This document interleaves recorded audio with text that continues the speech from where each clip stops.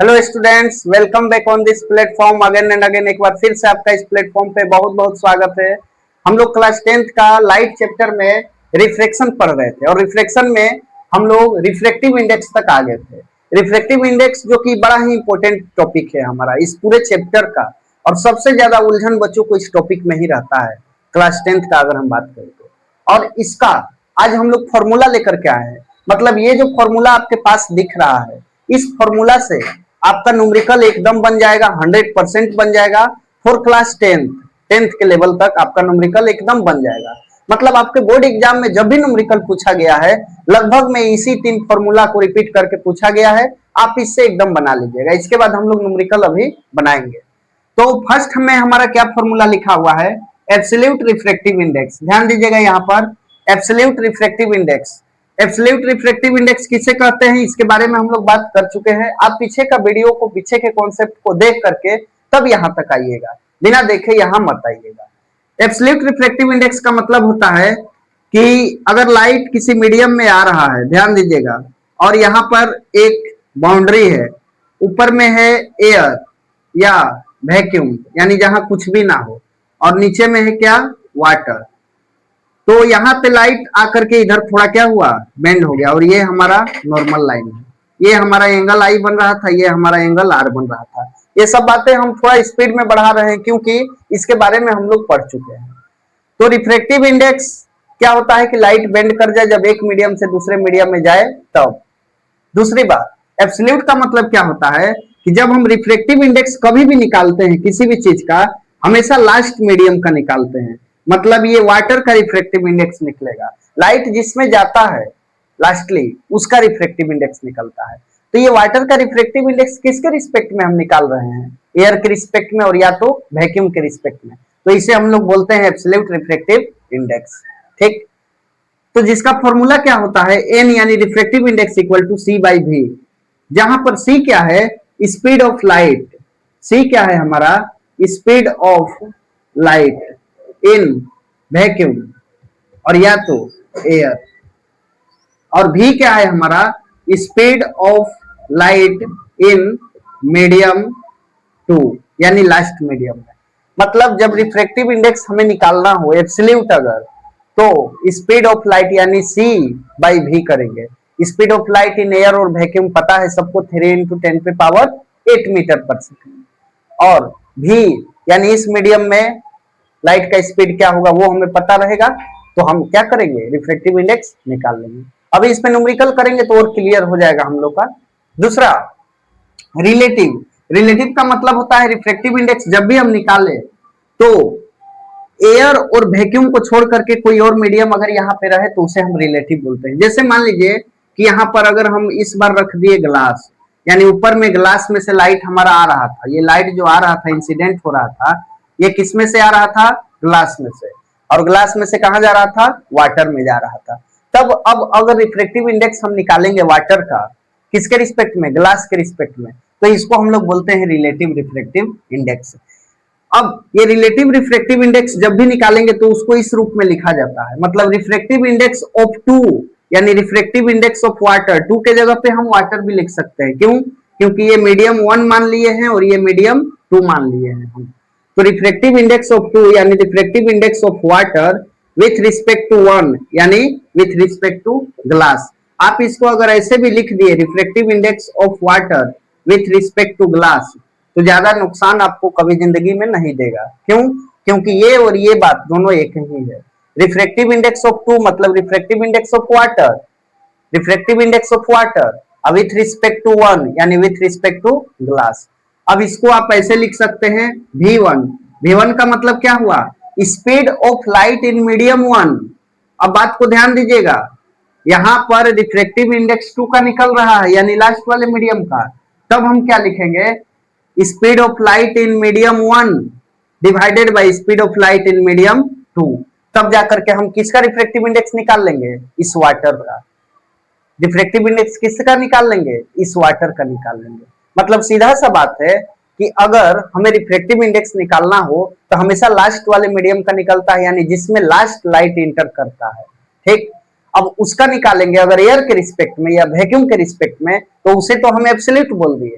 अगर एयर और वैक्यूम छोड़कर कोई और मीडियम हो ऊपर में तो उसे हम क्या बोले, रिलेटिव रिफ्रैक्टिव इंडेक्स बोले। ठीक, अब एब्सोल्यूट का फॉर्मूला c बाई v हुआ, यानी speed of light in air और vacuum divide by speed of light in medium, जिस मीडियम में जा रहा होगा, तब निकल जाएगा ये आपका रिफ्रैक्टिव इंडेक्स कौन सा, एब्सोल्यूट। और जब रिलेटिव निकालना हो तब क्या करते हैं हम, ये रिफ्रैक्टिव इंडेक्स ऑफ मीडियम 2 यानी लास्ट वाले का निकाल रहे हैं, किसके रिस्पेक्ट में, 1 के रिस्पेक्ट में, तो वही बात लिख दी, refractive index of water with respect to glass. और फिर इक्वल में देकर के क्या लिखा जाता है ऊपर में, यहाँ पर speed of light in medium 1 यानी मीडियम 1 में लाइट का स्पीड कितना है ग्लास में, divided by speed of light in medium 2 यानी मीडियम 2 में स्पीड कितना है लाइट का। और तब ये पूरे कैलकुलेशन करके जो हमें प्रोडक्ट मिलेगा, जो हमें न्यूमेरिकल वैल्यू मिलेगा, वो क्या बताएगा कि रिफ्रैक्टिव इंडेक्स वाटर का कितना है एज कंपेयर टू ग्लास, यानी वाटर कितना डेंस है, कितना गाढ़ा है एज कंपेयर टू ग्लास। यहां तक उम्मीद करते हैं कि आपको बातें क्लियर होगा। नंबर थ्री जो है हमारा, ये स्नेल्स लॉ है, इस पे भी आपका न्यूमेरिकल भर भर करके आता है। ठीक, ये क्या है कि ये आपका स्पीड से रिलेशन नहीं रखता है, यानी लाइट का स्पीड से इसका कोई मतलब नहीं है। इसमें जब भी रिफ्रैक्टिव इंडेक्स हम निकालेंगे तो ये एंगल ऑफ इंसिडेंस कुछ दिया हुआ रहेगा, मतलब आपको कुछ ना कुछ एक सबूत मिलेगा, एक प्रूफ मिलेगा कि कहां पर कौन सा लगाना है हमें। ये प्रूफ ही आपको बता देगा कि कौन सा फॉर्मूला को यूज करेंगे।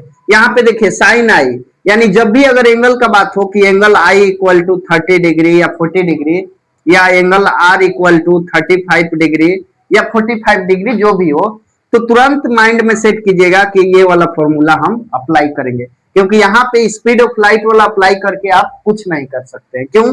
क्योंकि यहाँ पे एंगल का बात हो रहा है। तो यहाँ पे भी एक रिफ्रैक्टिव इंडेक्स निकालने का फॉर्मूला है, कब, जब sine I by sine R का रेशियो पता रहेगा तब, यानी एंगल पता रहेगा तब। तो उम्मीद करते हैं कि ये जो 3 फॉर्मूला आपके सामने हम रखे हैं, इस फॉर्मूला के बेस पर, एक फाउंडेशन पर हम अब न्यूमेरिकल करने जा रहे हैं, और एक बेसिक न्यूमेरिकल से स्टार्ट करेंगे और हर टाइप का न्यूमेरिकल करेंगे जो आपके बोर्ड एग्जाम में आता है। आप जैसा कि देख पा रहे हैं आपके सामने एक न्यूमेरिकल दिया हुआ है, और ये न्यूमेरिकल इस टॉपिक का अभी तक का सबसे आसान न्यूमेरिकल है, मतलब ये न्यूमेरिकल आपको एक बेस दे देगा। ठीक, अब बात यहाँ पर ये करते हैं कि इस न्यूमेरिकल में क्या लिखा हुआ है कि absolute refractive index of a medium is 2, मतलब किसी मीडियम का एब्सोल्यूट रिफ्रैक्टिव इंडेक्स 2 दिया है, तो गिवन डाटा में हम क्या लिखेंगे कि n बराबर 2, यानी रिफ्रैक्टिव इंडेक्स का वैल्यू 2 है, और ये कैसा रिफ्रैक्टिव इंडेक्स है, एब्सोल्यूट है। एब्सोल्यूट रिफ्रैक्टिव इंडेक्स क्या होता है, लाइट रे यहां से आ रहा है और ये एक बाउंड्री है, और यहां से आने के बाद ये इधर बेंड कर गया, यहाँ पे आप बना दीजिए नॉर्मल, इतना तक तो सब लोग जान गया होगा। अब यहाँ पे ये आई होता है और यहाँ आर होता है, ये मीडियम 2 है, ये हमारा मीडियम 2 है। और जब ये बात हो रहा है कि एब्सोल्यूट रिफ्रैक्टिव इंडेक्स है, एब्सोल्यूट रिफ्रैक्टिव इंडेक्स है, तब सीधा सा बात है कि ये लाइट रे जो ऊपर में आ रहा होगा जिस मीडियम में, वो मीडियम हमारा क्या होगा, एयर होगा और या तो वैक्यूम होगा, मतलब ऊपर वाला मीडियम एयर होगा या तो वैक्यूम होगा। और ये पूछ रहा है कि लाइट का स्पीड क्या होगा इस मीडियम में, किस मीडियम में, इस मीडियम में, इस मीडियम में लाइट का स्पीड क्या होगा, क्वेश्चन मार्क, यानी speed of light equal to v equal to question mark. तो अभी फॉर्मूला हम लोग पढ़े n equal to c by v, c का मतलब क्या हुआ, speed of light in air, जो कि सबको पता है कितना होता है, 3 इंटू 10 पे पावर 8 मीटर पर सेकेंड। ये खुद से लेना है क्योंकि ये तो पता है हम लोग को। अब n का वैल्यू कितना है, 2 है, और c का वैल्यू हम लोग को पता चल गया है, c का वैल्यू कितना है, 3 इंटू 10 पे पावर 8 है, डिवाइडेड बाई हमें क्या निकालना है, v निकालना है, हमें क्या निकालना है, v निकालना है।